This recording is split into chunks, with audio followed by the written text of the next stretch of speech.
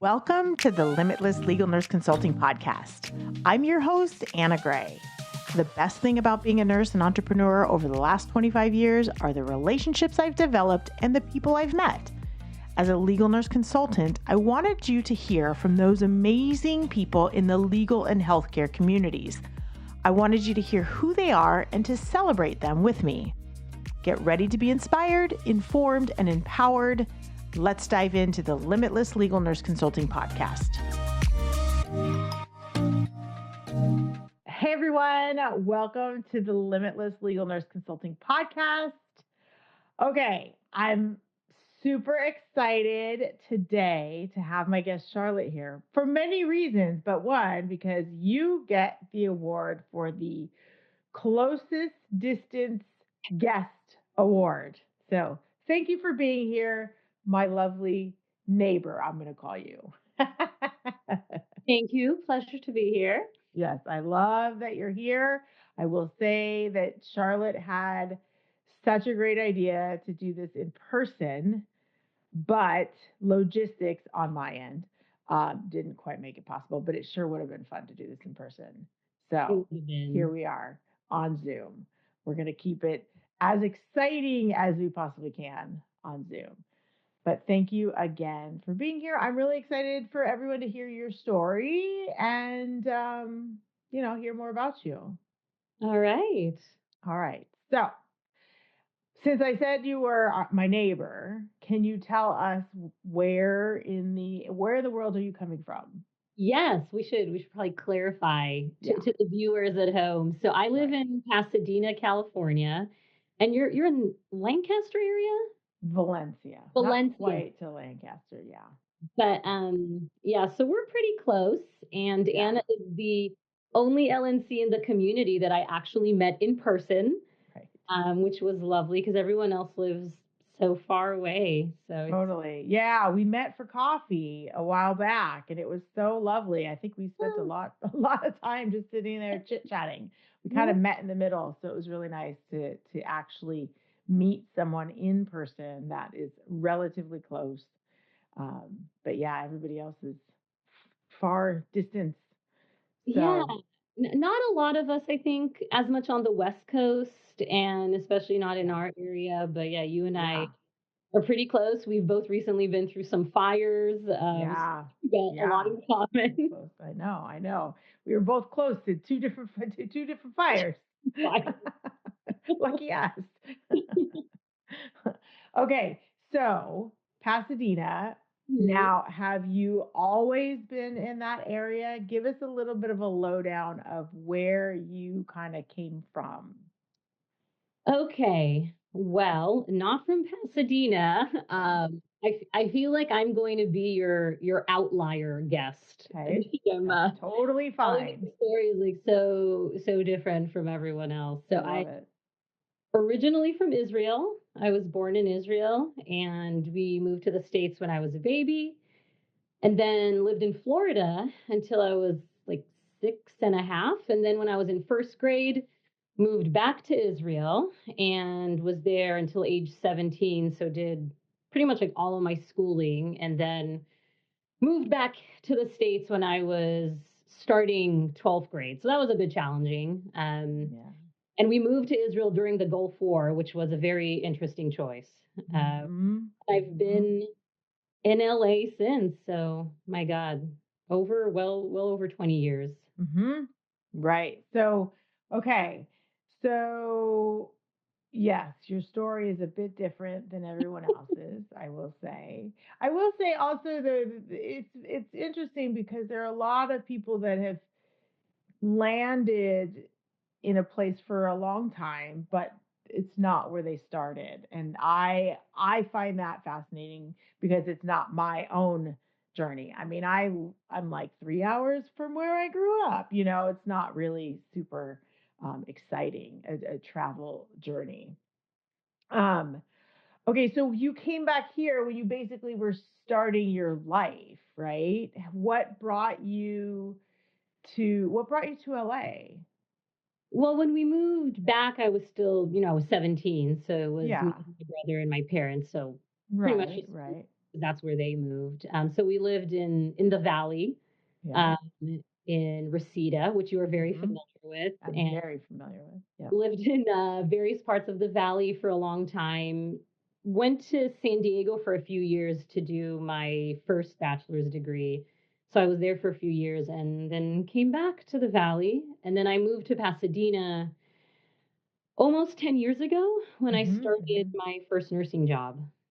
Okay, so let's unwrap the going back. Well, first of all, yes, Reseda for those. Nobody knows what we're talking about, Nobody except knows. for Well, in music. It shows up in songs and in movies. yeah, here's how they No, know. This is where Karate Kid was from. yes, That's how they exactly, know. exactly. That's actually where I met my ex-husband. That's where we lived. Our first home was in Reseda, Oh my God. and I went to school in the Valley as well. In Um, Reseda High? No, I know. I grew up in San Diego. This is so funny. It's a small world. I grew up in San Diego, and I went away for my first bachelor's at CSUN at Cal State Right. Northridge. So, Which is funny which because is that's where I did my nursing degree, my yeah, second bachelor's. yeah. So I know we're So like we've kind of alive. swapped Right. our locations here. Okay, so what was your first bachelor's in when you went to San Diego? So I did theater for a very long time since I was, I think, 14. So I did theater for many years in Israel, and then I did theater when I came back here, and I was involved with some small theater companies Mhm. and did music. And when I went to UCSD, I actually transferred there from Pierce, which, of course, you're That's where I familiar, got my nursing license. right? I know I'm telling you, our lives are just So funny. yeah. So I transferred there actually as a theater major because I was just so passionate about it. That was my whole life, just give me the Shakespeare and the Greek tragedies and the Moliere. Mm-hmm. Then when I got there, I just something switched and I was like, I'm kind of over this. I want something with more of a worldview. So I actually, after my first semester or quarter there, switched to international studies and environmental Oh, studies. wow. Okay. So that was what I got my first bachelor's in. Mm-hmm. And when I graduated, it was when the economy tanked, like Mm-hmm. 2008, 2009. So that was Mm-hmm. not ideal. Right. And couldn't really find work for a long time. Wow. Um, yeah, kind of just worked as a research assistant, worked at a climbing gym, and then Yeah. eventually, yeah, moved back to the valley. Yeah. Couldn't do anything. That sounds familiar too, because I got my bachelor's degree at Cal State Northridge Hmm. in exercise physiology. And I couldn't really do anything with it. I was working at a picture framing mat company doing invoicing because they needed someone with a bachelor's degree. It was crazy. So I can relate to like that. You finish school and you're like, yeah, now what? And then you just have this job that you're like, I think this is what am I supposed to be doing here? What's Well, it was next? so hard, at the time with the economy. I mean, you couldn't even get a Oh yeah. job waiting tables. Like it was just so Yeah. challenging at the time. Yeah. Wow. Yeah. Gosh. Okay. So you moved back to the valley, and then when did you decide? Was nursing next in line? When did you decide to go down that route? So it was something I had never thought about, Mm. but what was going on is so my mother had ovarian cancer, Hmm. and she was just around the 5-year mark, which is kind of the typical survival time for Mm. ovarian cancer. And she was declining. So that's why I moved back to the valley. I moved back in with her and her boyfriend to help take care of her. Hmm. Um, yeah, I mean, pretty much, she just was Mm. very sick. She ended up passing away. Mm. And I had no experience in the medical field whatsoever at the time, but I was very involved associating, with her hospice nurse and the nurses at the hospital. And a lot of them kept telling me, "Oh, you're really good at this. You might want to consider this." And pretty much right after she died, I thought, maybe this is something that I really want to do, and especially with oncology. So I Hmm. went back to Pierce to do more Hmm. prereqs because, Hmm. the ones I had before weren't relevant for a Right. nursing degree. Um, I think in a year I finished up all my prereqs And then you know how when you apply to a university, usually there's like you apply, but then you have to wait to see if you got accepted. And then when they start the next Right. quarter semester. So I had kind of like a year off between Mhm. when I applied and got accepted to Right. CN. So I actually went to Australia and did a work and holiday visa and lived there for like 8 months That's amazing. and came back and did nursing school. And yeah, and That's I've been doing that amazing. since. Yeah. Did you get accepted? Because I know this program very well, only because I went there. It was before they had nursing, but my daughter was in the process of applying to nursing school. So we did some research on that program. Did you find out right away? Did you get in right away? I know it took a long time, and that was kind of one of those things I remember I researching. did get in right away. This was the accelerated bachelor's Yeah. program. So I Yeah. already had a bachelor's, Yep. and then I just did my prereqs. If I'm remembering correctly, I think you applied like in the fall, Yeah. and then you found out that you got accepted maybe, I don't know, in March or Yeah. Yeah. something. Yeah. Yeah. And then the semester started like late summer, maybe like Right. August or something like Right. that. Yeah. So that was That's so smart. So then you took that time and you went and traveled and worked. So what did you do when you were there in Australia? What did you do? So I lived in Sydney with a friend and my boyfriend at the time. The three of us moved there, and I worked at the Hard Rock Cafe at Darling Harbor. and Fantastic. just worked and saved a bunch of money, and then left. Did some traveling Yeah. in Australia, and then traveled around Southeast Asia for a while, Mhm. through Europe, and yeah, and then came back just in time to start nursing Start school. nursing school. That was your gap year, as they call it now. They like to people Yeah, like to I say mean, I've done internship. a lot of traveling in my Yeah. life, like I've spent like a month in India.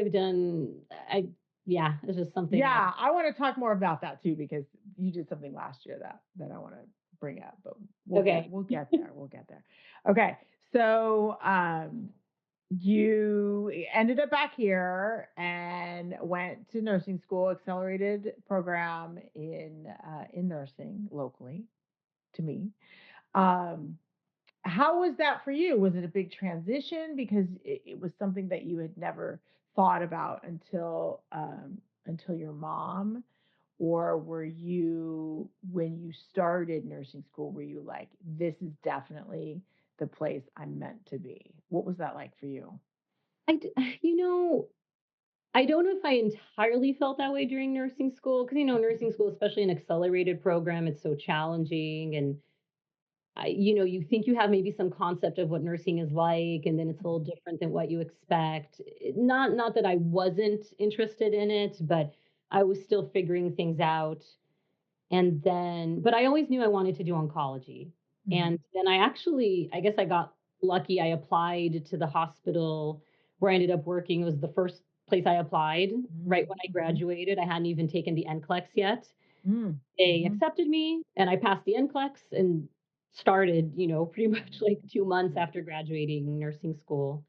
Yeah. And yeah, I mean, really, I mean, I love it. Yeah, now I love it. It's of Right. course with its challenges, but Sure, of course, great of course, career. of course. Okay, so you were able to jump right in. Now, tell me a little bit more about that transition of once you passed your boards and you started working. Was it just as much of a challenge, or were you, this is, like I said, this is where I'm supposed to be, and you really found your niche?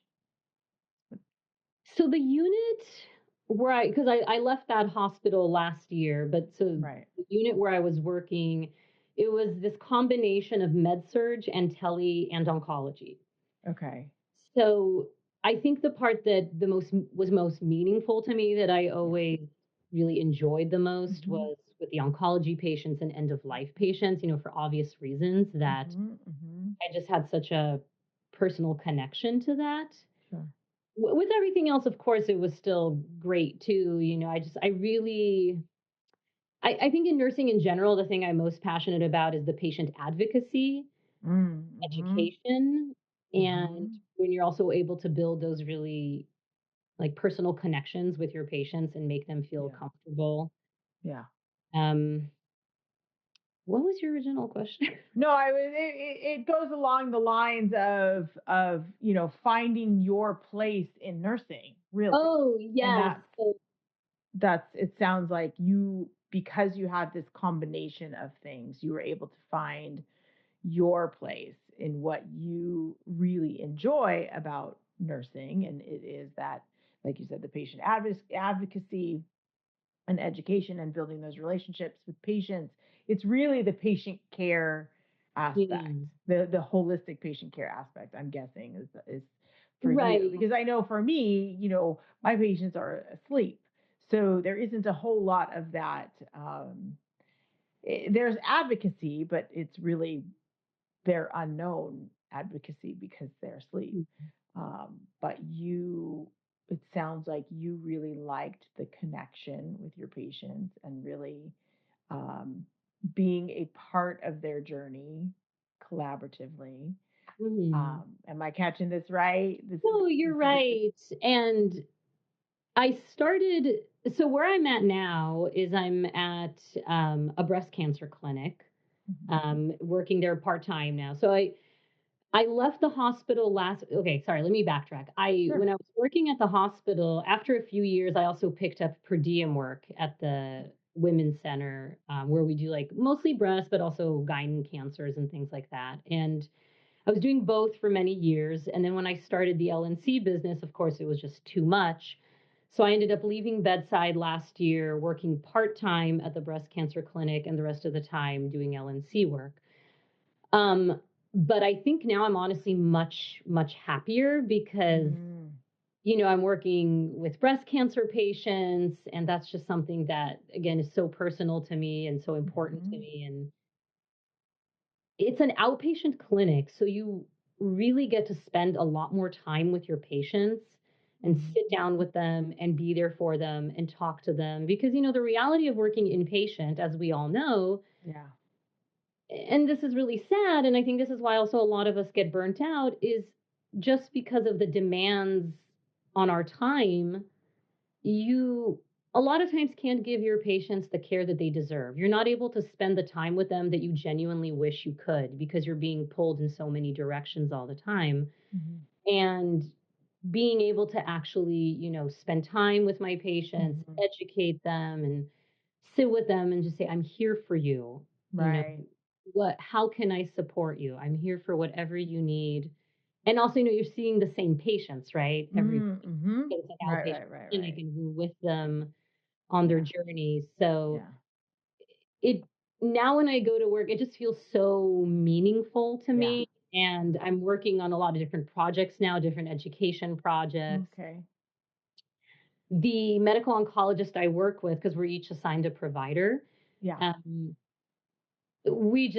she's wonderful and we just work so well together. And I think one Mhm. of the things that I really, really enjoy with her, because we're kind of new working together, just Okay. Yeah. months ago, is both of us have this drive where every time, if something happens, we look at each other and we're like, how can we do better?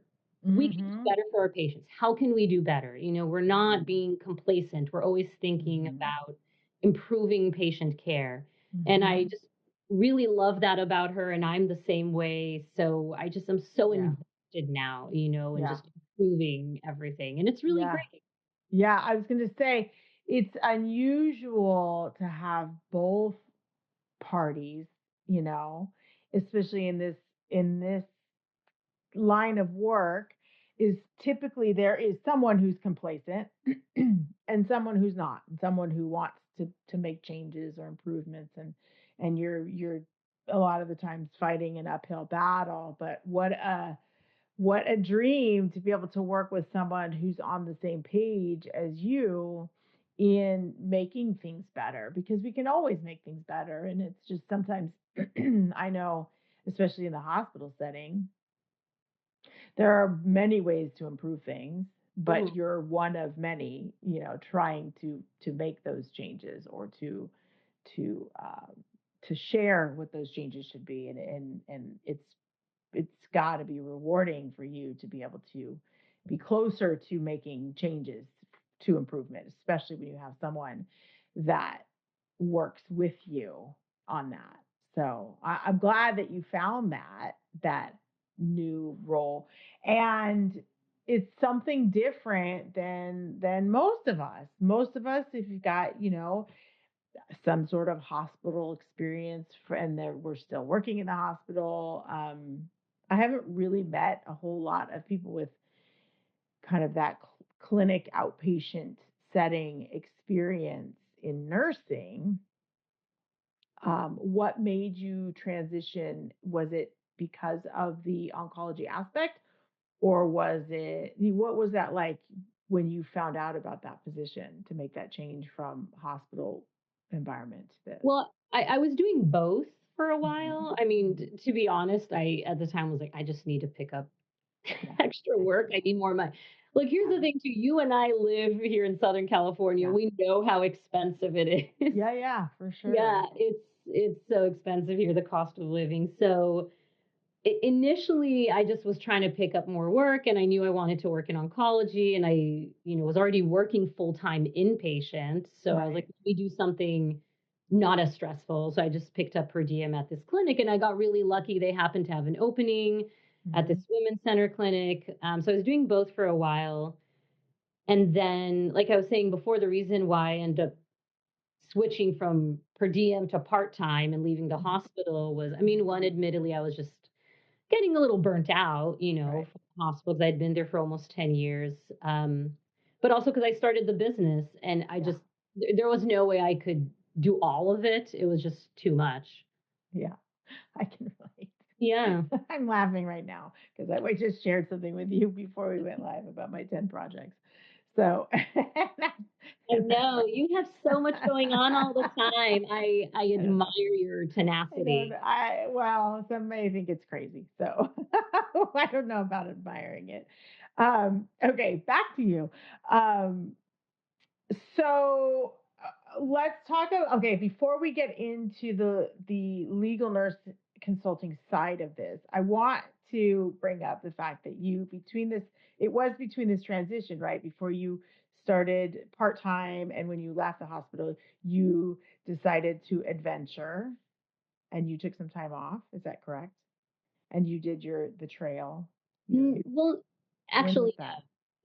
no. It's My actually not. timeline is wrong. My timeline is It's wrong. actually Darn not the it. timeline. Okay, so Oh, okay. let's see. I did do the JMT last year, but I had already started the business. Okay, so we'll backtrack. So let's Yes.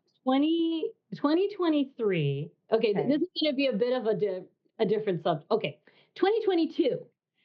I was backpacking in the Alps doing a different hike, the Tour Okay. de Mont Blanc.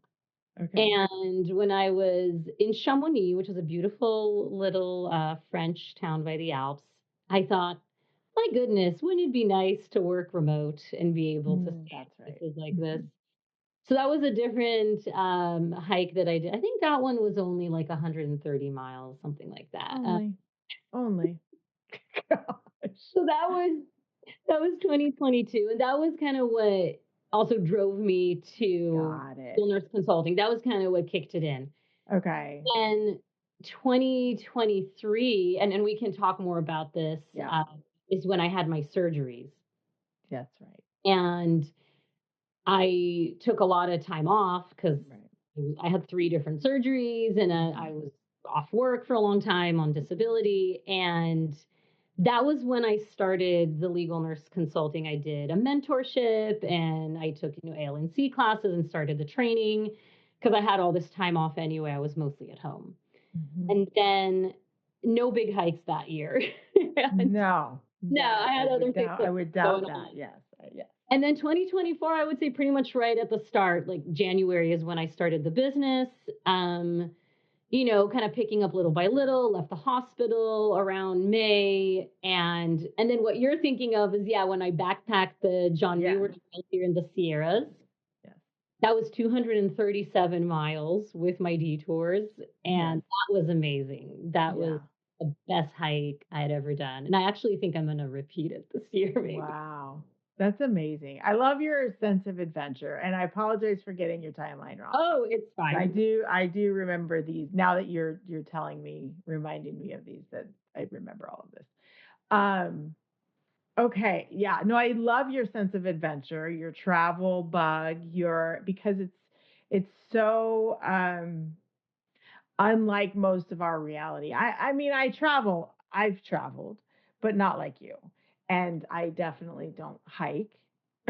So I admire you in just being able to do that and finding the enjoyment of that. And I can only imagine how amazing that is. And it's just something that's like obviously near and dear to you because you've been doing it for a long time and you like off to another adventure and off to I love that for you.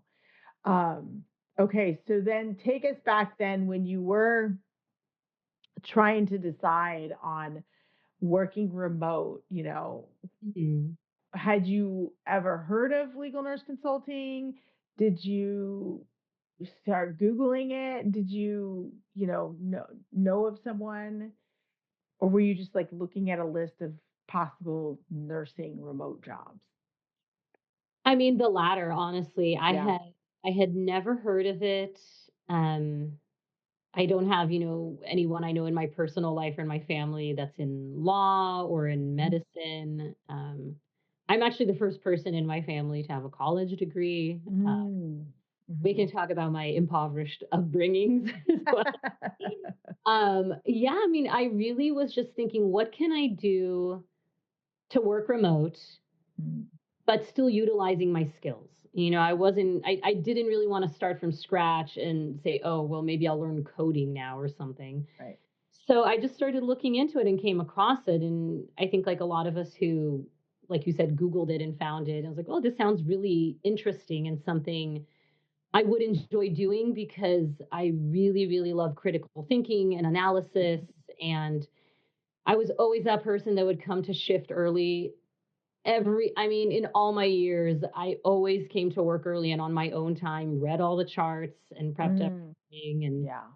just really like to dive into it. And so Yeah. that's how I learned about it. Yeah. Yeah. And you decided this was my opportunity to be able to travel and work. That Right? was the idea Yeah. initially. I mean, Yeah. obviously, I'm still, Yeah, no, the same place, but mhm. I think that's the ultimate goal. But, Sure.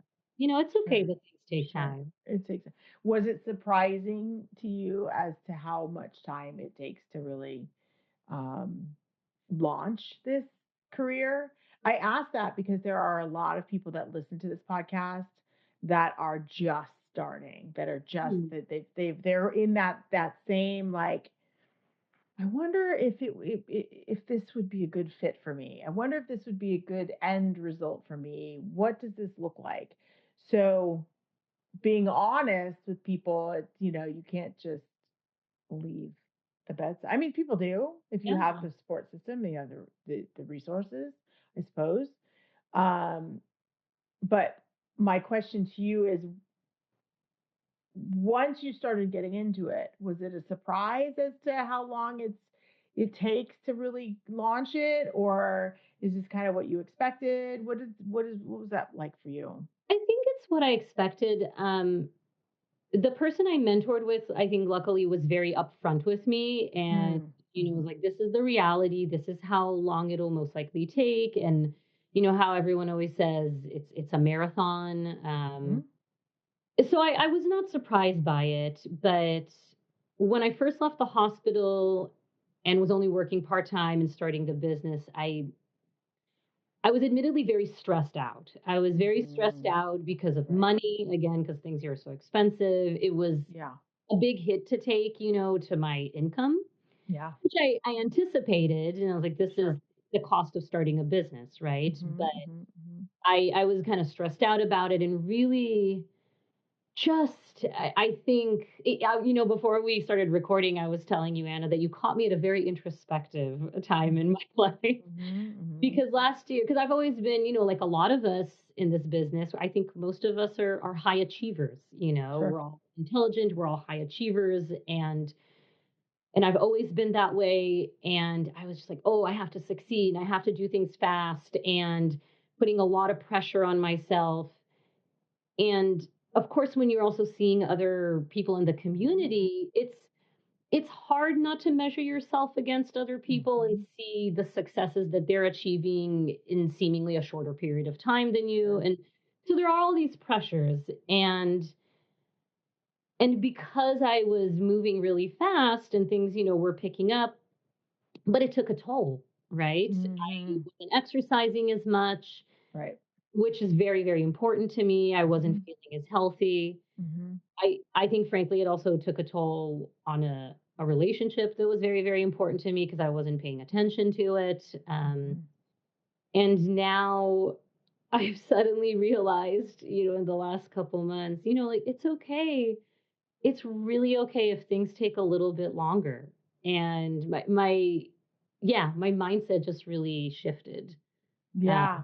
I'm I'm really still, good. Yeah. I'm oh, glad go that you ahead. brought that Sorry. up. No, I'm glad you brought that up because we don't necessarily talk about that very often, but it's the reality of it is that I I can relate to this in more than one way. In this business, in past businesses, it's because being a high achiever, I love that you said that, you tend to just go. You like this, I see it, and you dive in.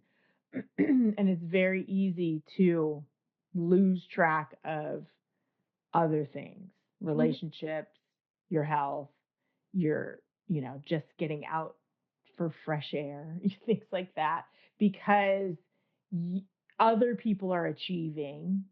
Why aren't you achieving? And then we just become really hard on ourselves. So I'm really glad that you brought that up, and that a timeline is something that I don't know if we really talk about much. So what does that look like for you? Now you've been introspective and you realize, it's okay to take as long as it's going to take. Have you made changes? Are you did you is it a matter of priorities? What does that look like for you?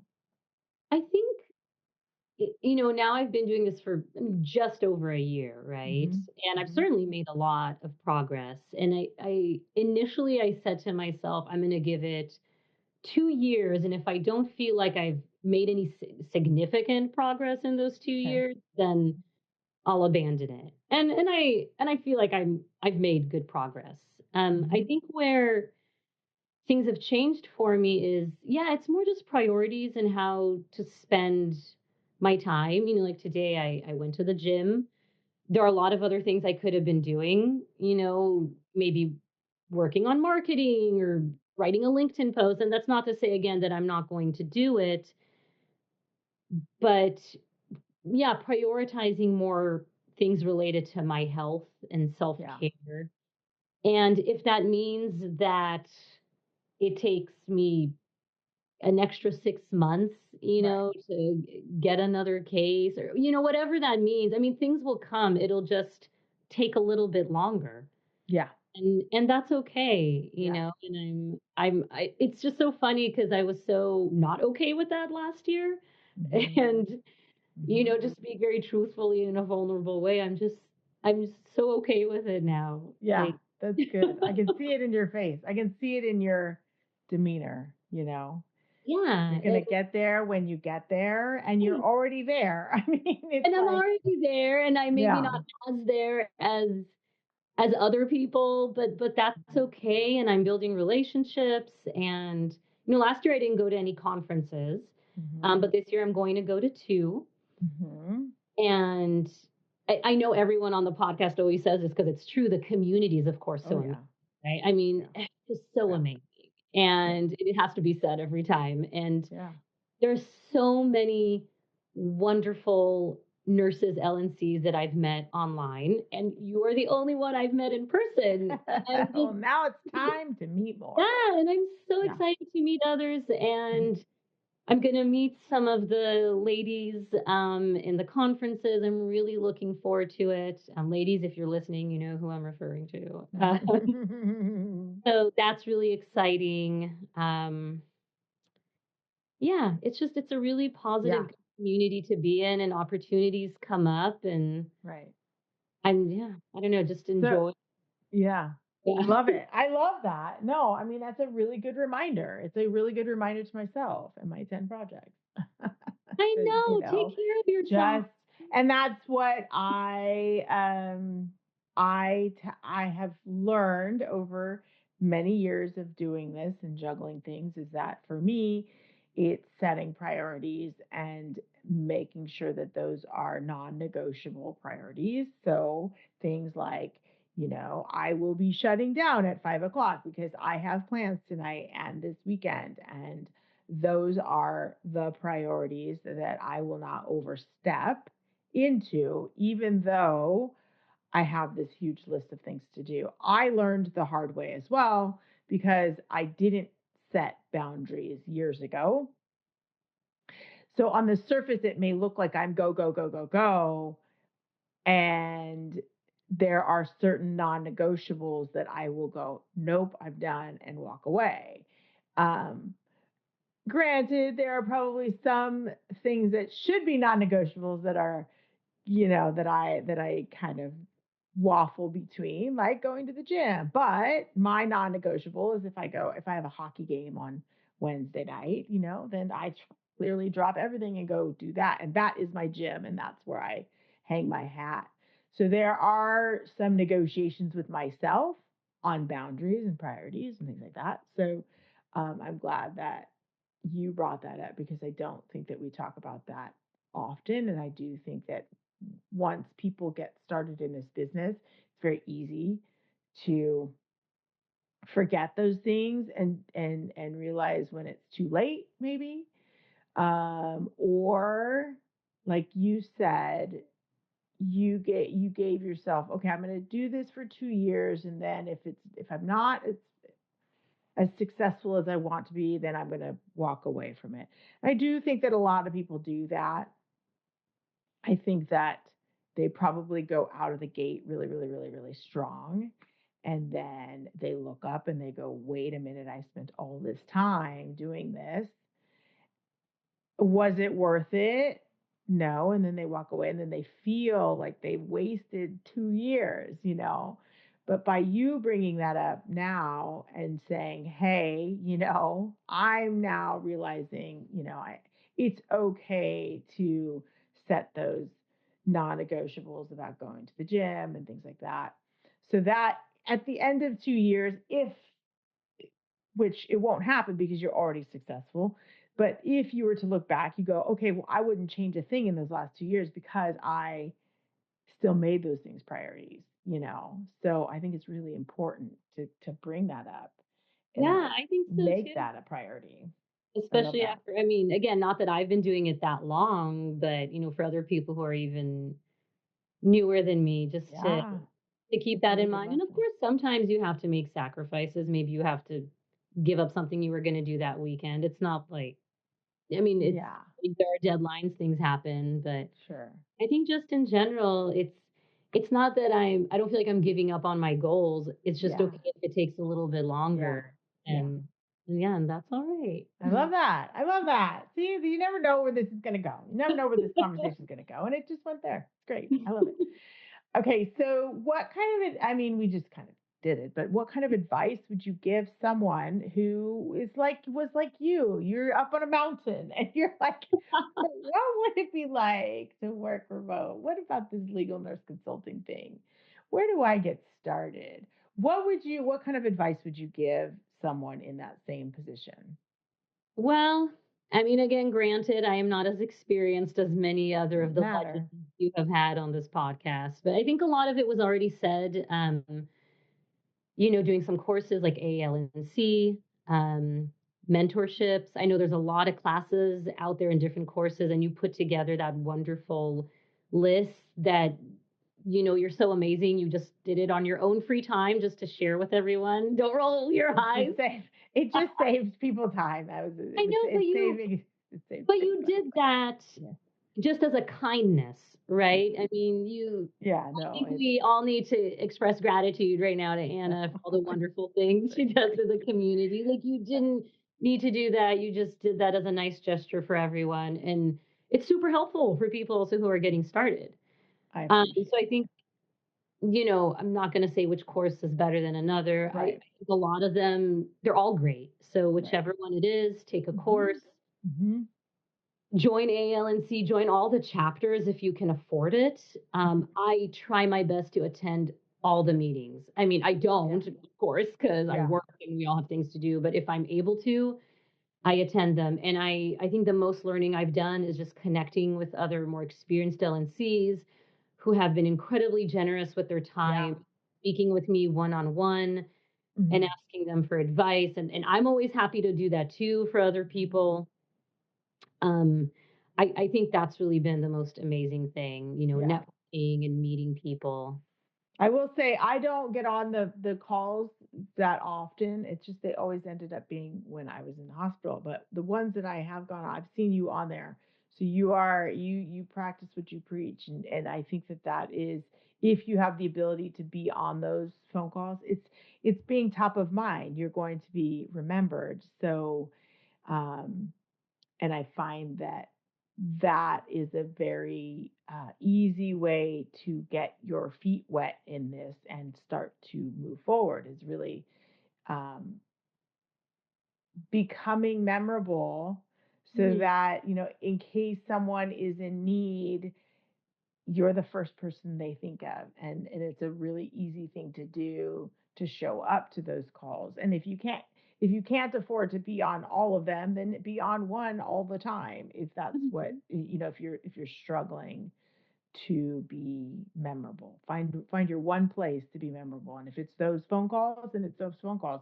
And like you said, the connections that you make in that is, I think, is a lot more personal connection than on social media, because we're talking, you're talking and you're having conversations and you're listening to people and whatever they're talking about, and you're able to connect in that way, which is easier, I think, than social media. It's also a great location. That's where I spend most of my time. But um, I would agree with you wholeheartedly, is to be on those phone calls, if you can be on those phone calls and really just become memorable, and ask questions, right? Right. And Yeah. sometimes the discussions are just so interesting, because it's Yeah. different than just taking a course or reading in the book. It's more real life Totally. situations. Totally. And like fall of last year, another LNC encouraged me to submit a topic for the forum this year. Which I was like, "Oh, I don't know," but I'm glad she talked me into it, and I actually so it's not in person this year, which is unfortunate, the Mhm. annual forum for ALNC, but it is virtual, and it's in April, end of April.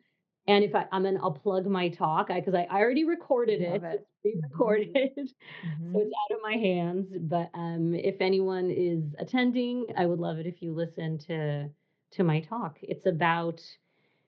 Generally it's about breast cancer surgery and legal implications and standards of care and patient education, and something that of course I'm That's fantastic. See, I love it. You put yourself out there, you showed up to those events, and you're already, producing content for them, and getting your name known and seen. And good for you, girl. On your time, on on your my time. That's right. Exactly. Exactly. Okay. So I know that your inbox will be flooded after this podcast. Where can people find you?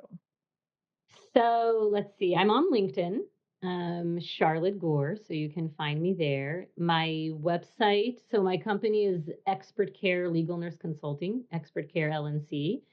So that's my website too, Expert Care LNC. And you can email me too. It's Charlotte at expertcarelnc.com. Wonderful. And all of that will be in the show notes.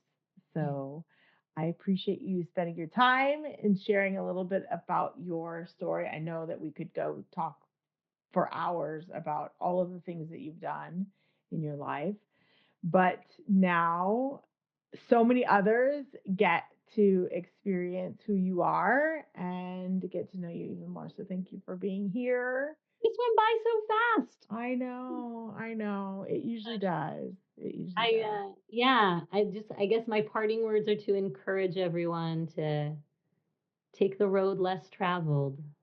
Yeah, I As love Robert that. Frost said, Yeah. and I shall tell this with a sigh, somewhere ages and ages hence. Two roads diverged in a wood, and I took the one less traveled by, and that has made all the difference. I love it so much. Thank you for blessing us with that. All right. Thank you, Anna. Thank you for joining us in this fun conversation on the Limitless Legal Nurse Consulting podcast. I hope you found this episode as inspiring and empowering as I always do. And I hope that you share this episode with your friends. If you enjoyed it, I would love it if you could leave us a review or comment, as I would love to share them in the future episodes. Or hop on over into my DMs and send me a quick message. I can be found on Instagram at anna.b.gray, on my website at limitlesslnc.com, and over on LinkedIn at Anna Gray. And I want you to remember, you are limitless. Until next time.